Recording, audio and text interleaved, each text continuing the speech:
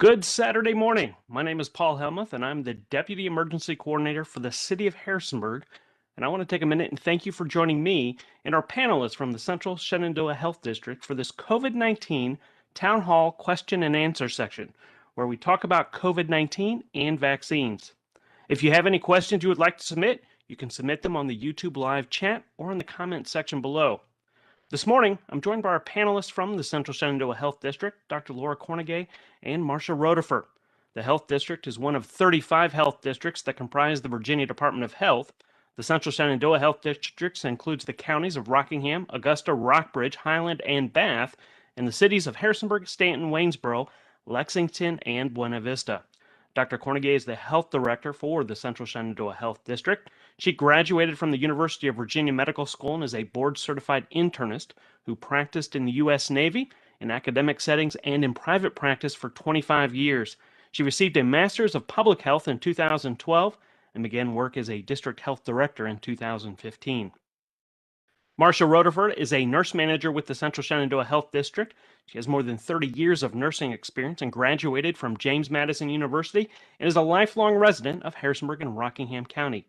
Both Dr. Kornegay and Marsha have truly been leaders in fighting the COVID-19 pandemic in our area. Thank you both for joining us this morning. Well, thank you, Paul. The way we're going to start off is I have groups of questions that cover several areas. The first area that we'll cover this morning will be vaccine safety and development. Then we also have vaccine access and why we should get a vaccine. Plus, as any viewers submit questions, we'll cover them at the end. Dr. Kornegay, we'll start with you. How do vaccines work in general, and why are they so important for us to get them? Yeah, great question, Paul. Vaccines in general work by imitating either a virus or a bacteria, and then getting your body to create antibodies to that virus or bacteria.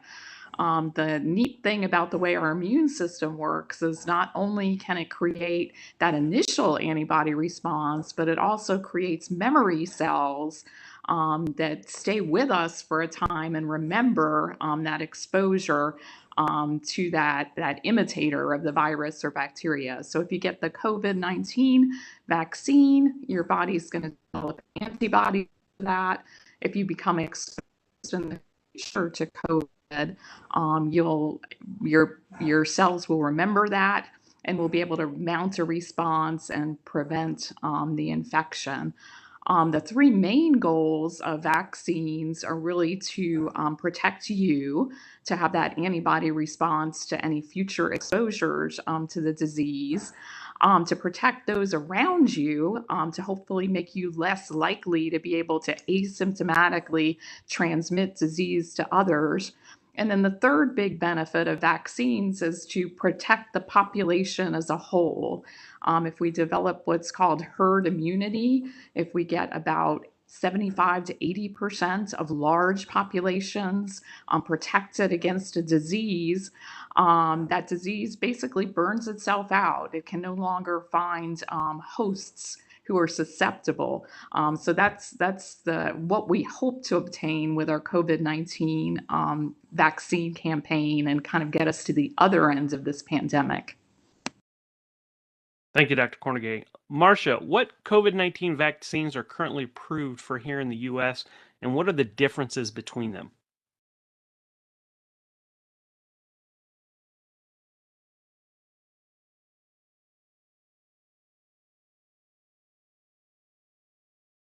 Marsha, I think your mic is still muted. Sorry about that. There we go. Great. So we have three vaccines that are approved for use in the United States, and those are Pfizer, Moderna, and Johnson & Johnson. The Pfizer and Moderna both work the same way by using mRNA, which stands for messenger ribonucleic acid, which that mRNA enters and teaches your cells to make a non-infectious COVID-19 protein spike that stimulates the immune system to respond. So this response produces antibodies that will help protect you if you are exposed to the actual COVID-19 virus. It does not change your DNA or any of your genetic structure. The Johnson & Johnson is a viral vector vaccine, and so that works by using a non-COVID virus to stimulate the same spike protein response that will give you an immune response that will fight the infection should you be exposed. And that does not, just like the other two, does not change your DNA or your genetic structure.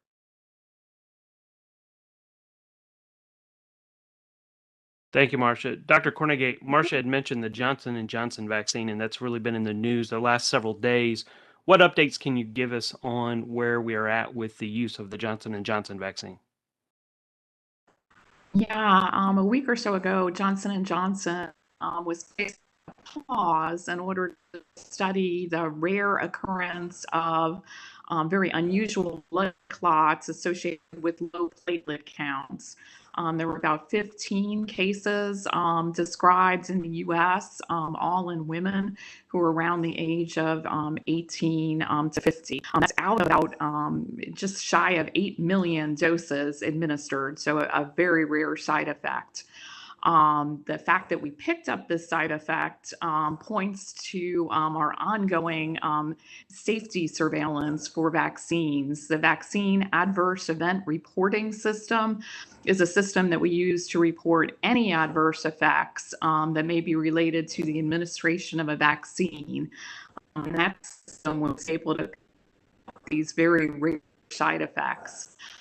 The Advisory Council on Immunization Practices with the Centers for Disease Control met twice to thoroughly review all of these cases and to determine our path forward for the Johnson & Johnson vaccine.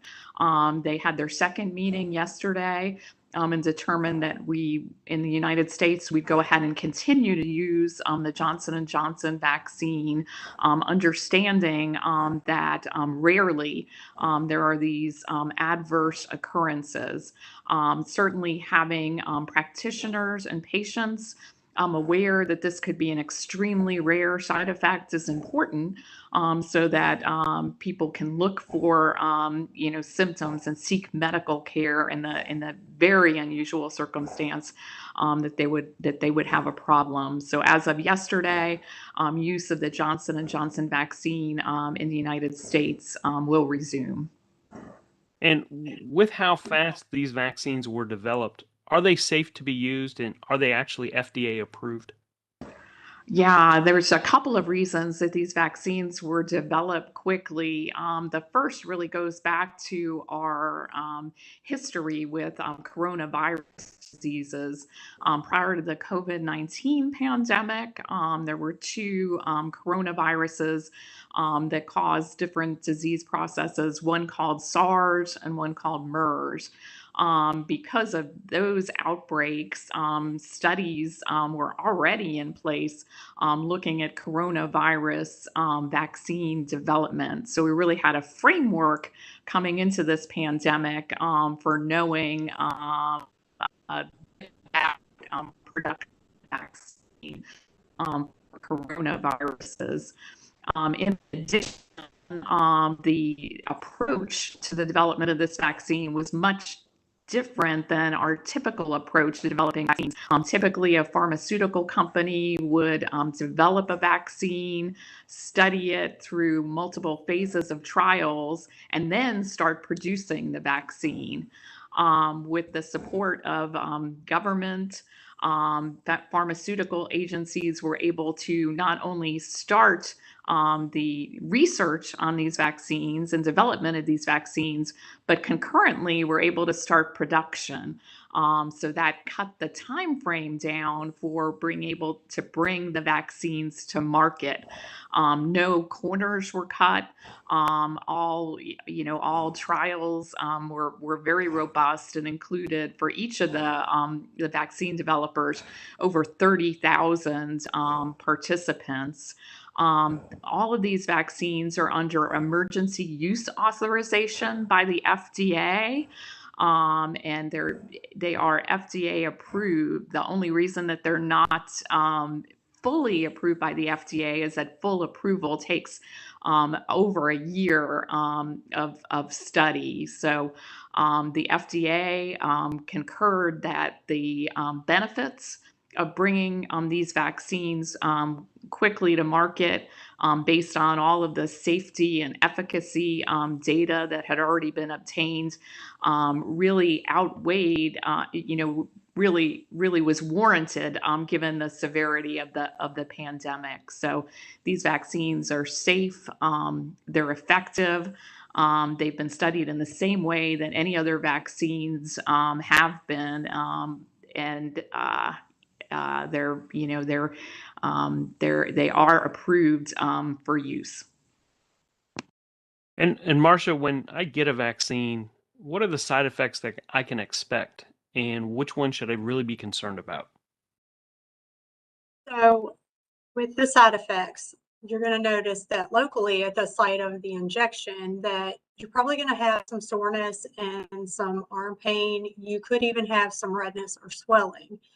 Also, systemically, you could have some tiredness, some headache, muscle aches. A small number of people do get some nausea, chills, and fever. These are all normal and doesn't exclude you from getting your second shot. You should be concerned if the redness and pain at the site of injection worsens after 24 hours or your side effects are present for more than a few days. There are some other side effects and some reactions that can occur within 4 hours, such as hives, swelling, and wheezing, that you would want to contact your physician to discuss the side effects that you're having. So usually the side effects are no different than if you got your flu shot, a tetanus shot. You should not expect to feel anything differently than that. And of course, if you do have any concerns that you feel just are not normal, please reach out to your healthcare provider or the vaccination site. Thank you, Marsha. And Dr. Kornegay, if I have a severe allergic reaction to foods like eggs or peanuts or pet dander or some sort of insect bite or sting, should I still get the vaccine? Yes, you can still get the vaccine if you have those kind of allergies. It's recommended that you not get the vaccine if you've had a allergic reaction to another vaccine or a severe allergic reaction to an injectable medication. In addition, for the Pfizer and Moderna vaccine, if you had an allergic reaction to polyethylene glycol, which is a component for colonoscopy preparations and can be used for constipation, you shouldn't receive the vaccine. For Johnson & Johnson, if you've ever had an allergic reaction to polysorbate 80, which is an additive in some cosmetics and food, you shouldn't receive the vaccine. And Marsha, you mentioned this earlier, but can the COVID-19 vaccine change my DNA, or can I get the virus from the vaccine? So no, it does not change your DNA. And you can't get the virus from the vaccine. There's no live virus in the current vaccines that we use. So if you do get the vaccine and a day later you are positive for COVID, you probably were infected when the vaccine was given and just were not symptomatic and then developed symptoms. So neither one of the vaccines, or three, I'm sorry, that we use right now would cause you to develop an active acute infection. The side effects where you don't feel so good after the shot is probably just normal immune response from getting your immune system ramped up from receiving the vaccine and not a COVID infection. We're talking this morning with Dr. Laura Kornegay and Marsha Rodeffer from the Central Shenandoah Health District, answering your questions about the COVID-19 vaccine. Dr. Kornegay, will the COVID-19 cause infertility or affect my pregnancy if I'm pregnant? And should pregnant women get the vaccine? Yeah, great question, Paul. There's nothing in the way that the vaccine works for any of the trials to date, there was impact on fertility. So that shouldn't be an ongoing concern. In terms of pregnancy, COVID-19 infection in pregnancy can be much more severe and risk the life of not only the mother, but the unborn baby. So pregnant women should receive the COVID vaccine. The CDC, the American College of Obstetricians and Gynecologists, and BDH all highly recommends COVID-19 vaccine in pregnancy. To date, over 94,000 pregnant women have received the COVID-19 vaccine without a problem. Obviously, as with any adverse effects, this is something that is going to be watched very closely.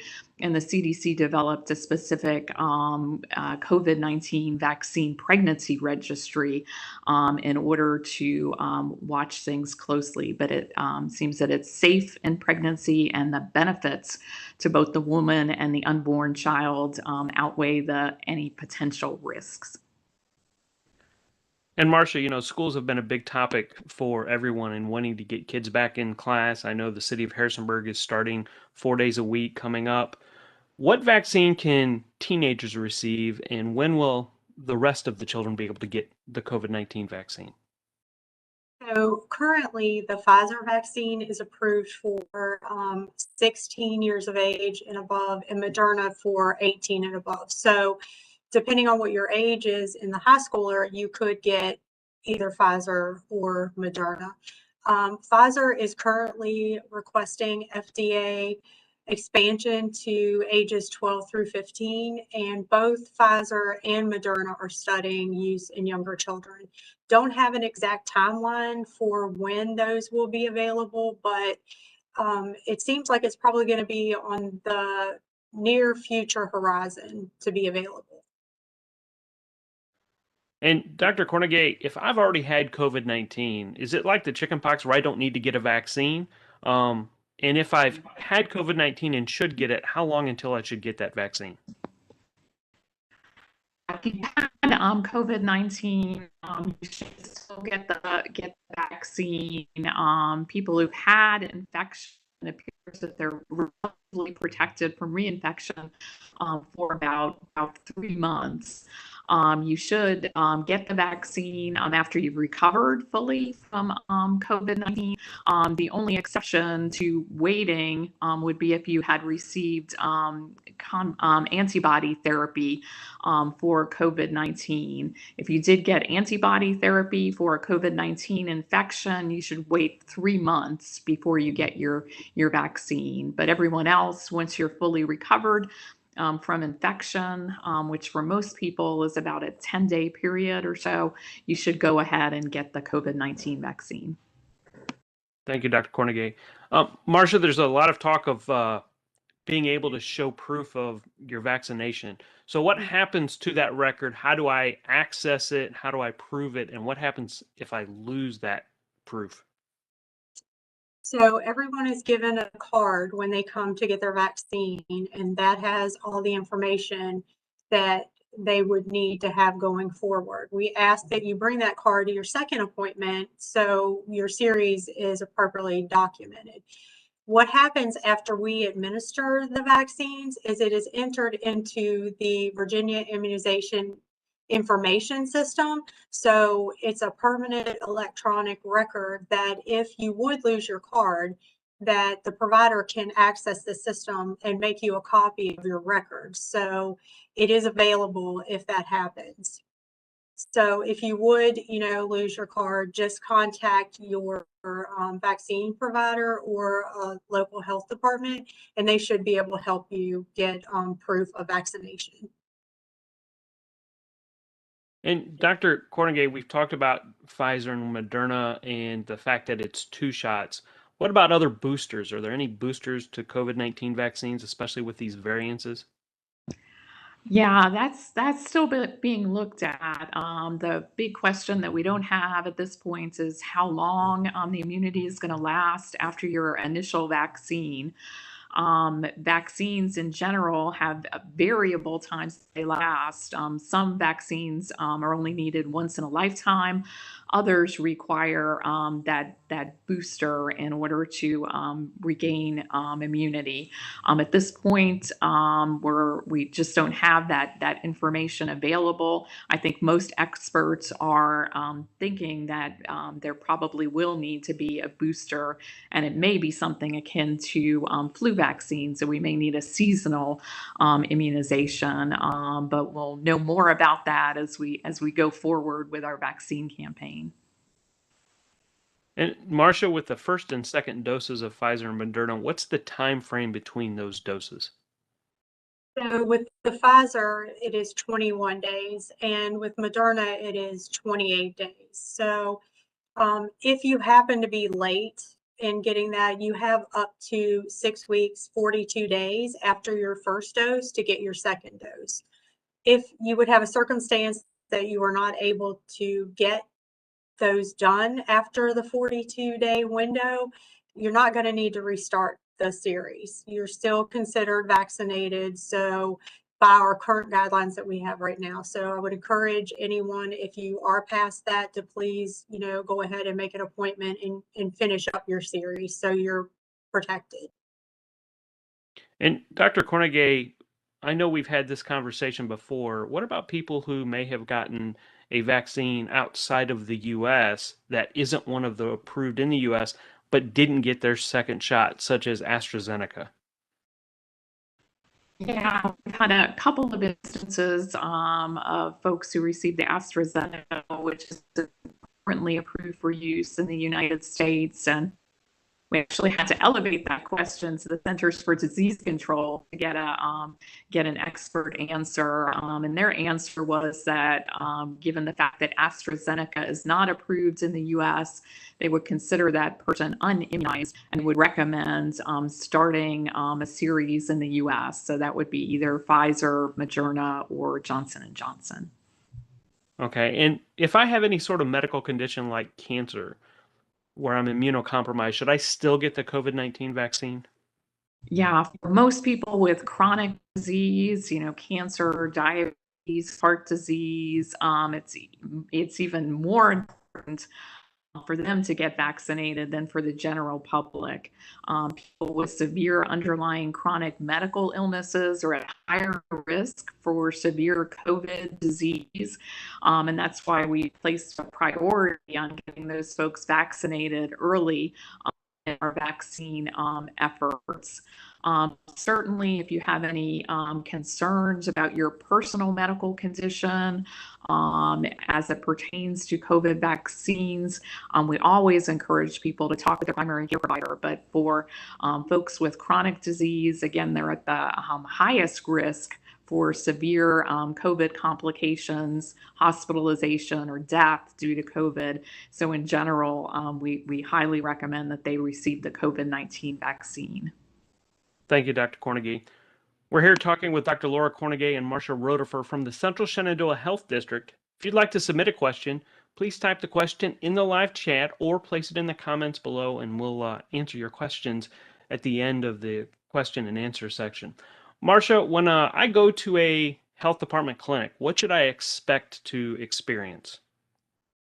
So when you first arrive, you will go to registration, where you'll be asked a series of questions, and that will be either on paper or it will be entered in our electronic system. And from there, you will go to a vaccine station, have a seat, a nurse or another provider, which could be EMS. It could be a medical doctor. We have lots of wonderful volunteers with our Medical Reserve Corps that are helping us out with our efforts.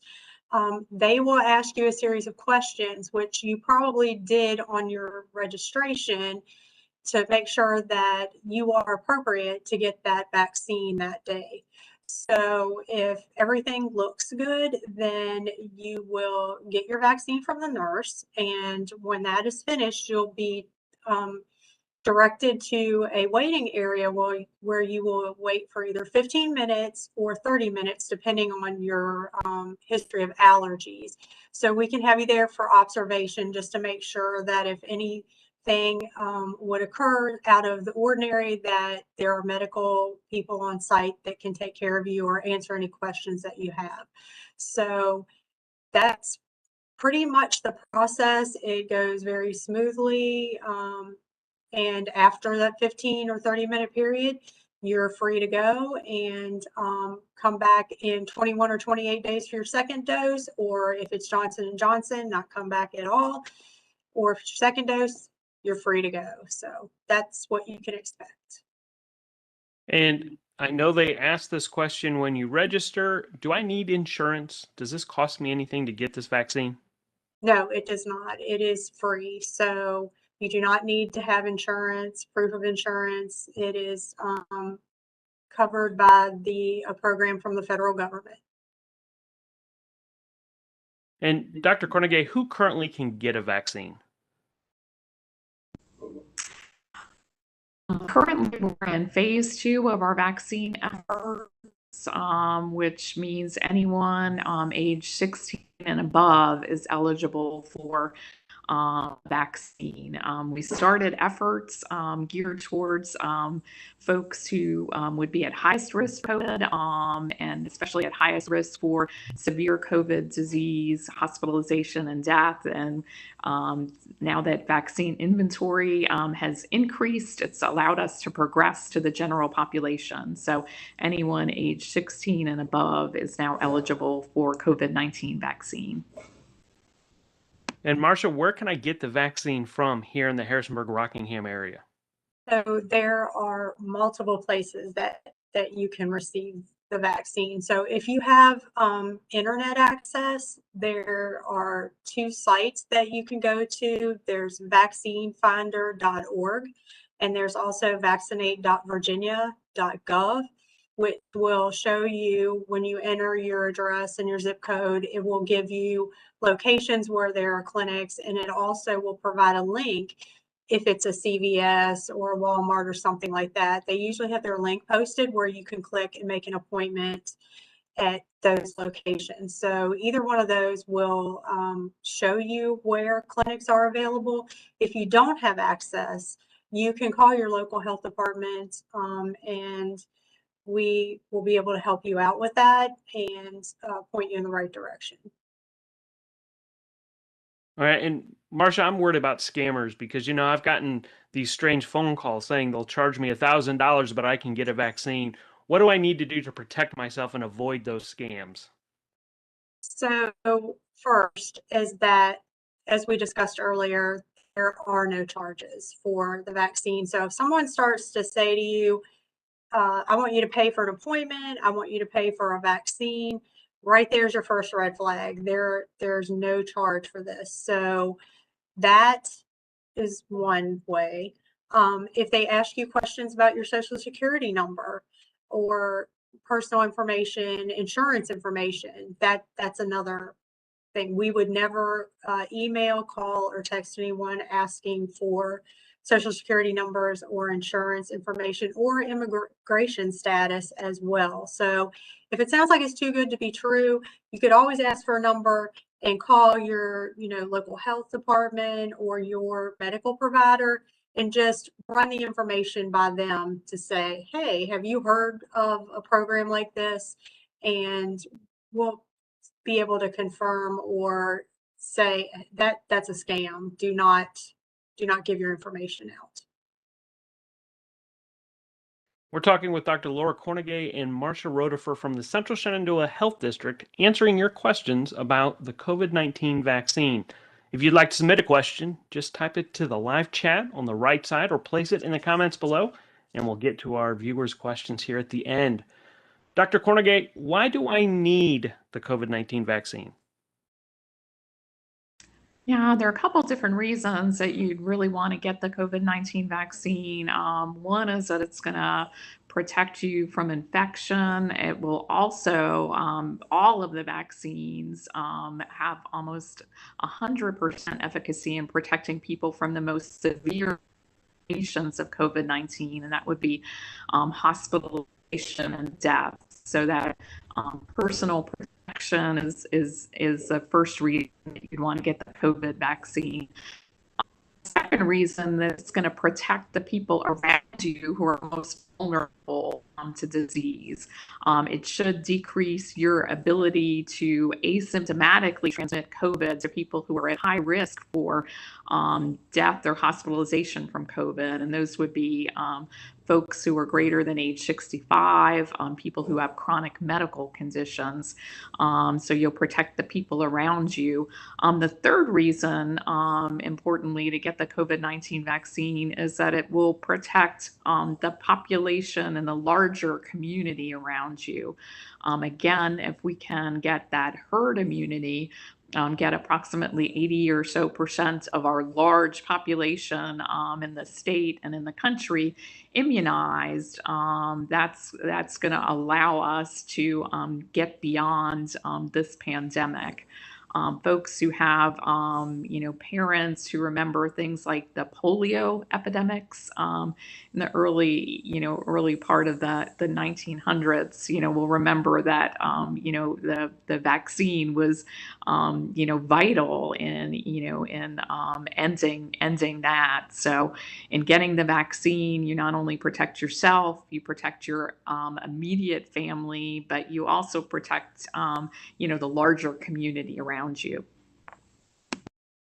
And Marsha, we've talked about, Johnson & Johnson is one vaccine shot, Moderna and Pfizer are two. At what point will I be fully vaccinated? Are considered fully vaccinated 14 days after your second dose with Pfizer and Moderna, or 14 days after your dose of Johnson & Johnson. And Dr. Kornegay, when I'm fully vaccinated, can I travel again? Because, I really want to travel. Yeah, that's a really good news, is that the CDC continues to update the guidance for people who are fully vaccinated. And second, they updated travel guidance, saying that people could resume domestic travel who are fully vaccinated without the need to quarantine or be tested, as long as they're asymptomatic. Likewise, people can resume international travel without the need to quarantine or be tested. In terms of international travel, you really do need to check with your country of origin, because they may have different guidelines that you need to respect and comply with. So travel has opened up for the fully vaccinated amongst us.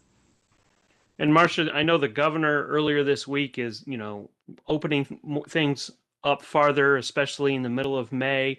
Once I'm fully vaccinated, can I see my family and friends without wearing a mask? So you can, but there are a few things that you need to consider. Are they fully vaccinated? If they are fully vaccinated as well, certainly you can visit with them indoors, without masks. You can visit with your family members if they're unvaccinated, if they're from a single household who are at low risk for severe disease. So you need to take those things into consideration. So it's smaller groups that you would be not wearing masks with, that were, from a single household, not a neighborhood, get together, and people that are fully vaccinated. And Dr. Cornegate, once I'm fully vaccinated, can I go to public events and not wear a mask? Or, if I'm fully vaccinated, why do I even need to wear one at all? Yeah, unfortunately, we're still advocating mask use and social distancing in public. We're asking people, to stay from medium to large size crowds. The issue with being out in public is, vaccine status of the folks around you. It's also yet determined fully whether people who have been vaccinated can still asymptomatically transmit disease. So until the time that we get to that herd immunity, getting about 80% or so of the population vaccinated, we're going to have to continue with those other mitigation measures in public, and that would be masking, social distancing, and hand washing. And Marsha, what should I say to my friends and family members who are hesitant about getting vaccines to try and convince them that this is important? So I think first I would start out and want to listen to what their concerns were about why they were feeling that they didn't want to be vaccinated. Is it a question of confidence in the vaccines? Do they have misinformation? So I would want to hear and what the concerns are and provide them with resources and actual, factual information, and hope that that would also get them to possibly feel more confident in getting their vaccine. Um, all the vaccines have been proven to be safe and effective at preventing severe disease. It's going to protect the people around you. It's one of the tools that we have to stop the pandemic. It's not only vaccination, it's also the mitigation factors that we've talked about: masking, social distancing, hand washing. So, it's going to protect all of us. The more of us that get vaccinated, I myself am vaccinated. My immediate family and my household are vaccinated. So I would really encourage them to look at the CDC, the VDH sites, and get good, solid, proven information before they make that decision. And we currently don't have any user questions or viewer questions, but I want to give each of you a minute just to talk about anything you feel we need to cover that we haven't. Marsha, do you have anything you want to wrap up with here about vaccines and the importance of them? I just think that everybody needs to take the opportunity if it's presented to them, and whichever vaccine that you have the opportunity to receive is the best vaccine for you.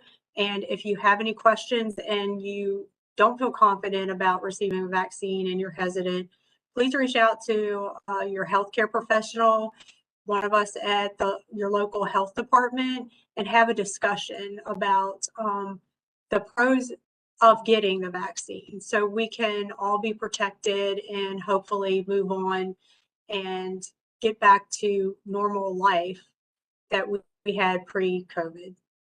Thanks, Paul. Dr. Kornegay, any last minute comments? Yeah, I think when I was in medical practice and providing advice to patients, I would always make sure that what I advise patients to do would be the same advice I would give to myself or family members. And I've taken the COVID vaccine. As with Marsha, all of my family members received the COVID-19 vaccine. As a public health professional, my patients are really the communities that I serve, and that same logic applies. That I would never recommend a treatment for the population that I wouldn't recommend for myself and my family members. It's just so important to get this vaccine, as we said, to protect not only ourselves, but the vulnerable family members around us, and also our communities as a whole. The vaccine is really what's going to get us beyond this pandemic. So these vaccines are safe.